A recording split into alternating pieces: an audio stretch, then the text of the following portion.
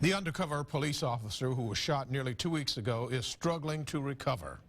We're told that he's back in ICU due to some complications with his wounds. News 5's Allison Story has the story. We were first told by police that the officer had been shot twice and that his condition wasn't so bad. The suspect produced the firearm and struck an officer twice. The officer was transported to a local hospital.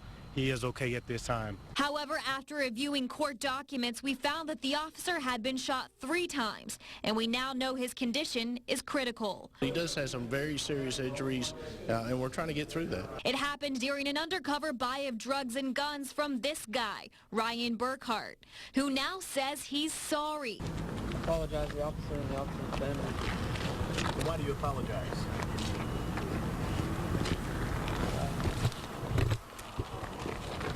Doing something wrong.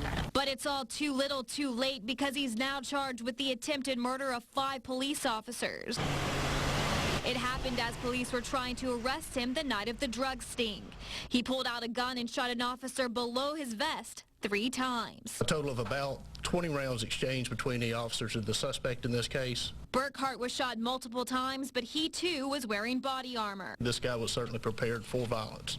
When you look at this particular case and you see this guy prepared with body armor and carrying a semi-automatic weapon with extra magazines, it shows you some of the threats police officers face in the street today. The chief says that as of now, the recovering officer is still listed as undercover. There's still an ongoing undercover investigation that he was part of when he was shot, and so, you know, we're hopeful that we get a full speedy recovery from him, and then we'll reevaluate on what his assignments may be.